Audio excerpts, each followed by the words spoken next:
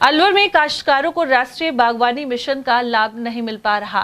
सरकार की नीति और अनुदान वितरण की प्रक्रिया से काश्तकारों में भारी निराशा है। वहीं अलवर जिले से दो वन मंत्री और कृषि विभाग से प्रभारी मंत्री होने के बावजूद बागवानी के लिए बेहद सीमित लक्ष्य दिया गया है। इस पर भी लॉटरी प्रक्रिया पर रोक लगा दी गई है, जिससे किसान उद्यान विभाग से मायूस होकर लौट रहे हैं। राष्ट्रीय बागवानी मिशन के तहत वित्तीय वर्ष 2025 में अलवर को सिर्फ 30,000 वर्ग मीटर का टारगेट मिला है।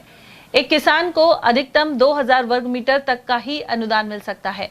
उपनिदेशक केएल मीणा के अनुसार इसमें 15,000 वर्ग मीटर सामान्य वर्ग, 10,000 वर्ग मीटर अनुसूचित जाति और 5,000 वर्ग मीटर अनुसूचित जनजाति वर्ग के लिए निर्धारित है।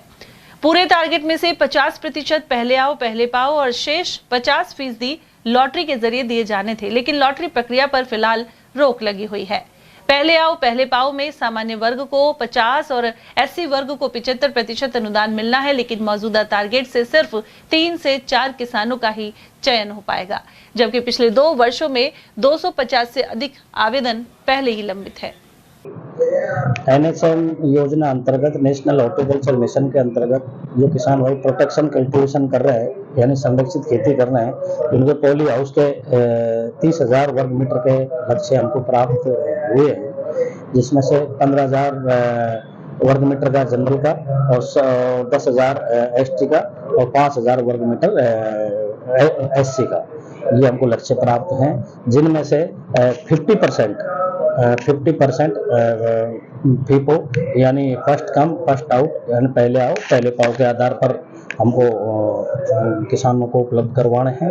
और सेकंड जो है उसमें से 50% रिम है, वो हमको लॉटरी के द्वारा माननीय कलेक्टर जिला वो हमारे DSDS के अध्यक्ष हैं, उनकी उपस्थिति में और हमारे जॉइंट डायरेक्टर भरतपुर की उपस्थिति में और डिप्टी डायरेक्टर मतलब कमेटी के अनुसार इनको हमको लॉटरी द्वारा किसानों को देना है।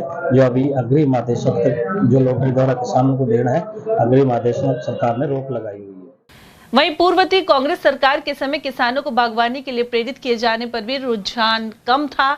मौजूदा समय में किसान ग्रीन हाउस जैसी आधुनिक पद्धतियों की ओर बढ़ रहे हैं, लेकिन उन्हें अनुदान और योजना का पूरा लाभ नहीं मिल पा रहा। ऐसे में कृषि मंत्री किरोड़ीलाल मीणा की इस दिशा में गंभीरता से विचार कर लक्ष्य बढ़ाने की जरूरत बनी हुई है। ऐसा होने पर ज्यादा से ज्यादा काश्तकार फायदा उठा सकेंगे।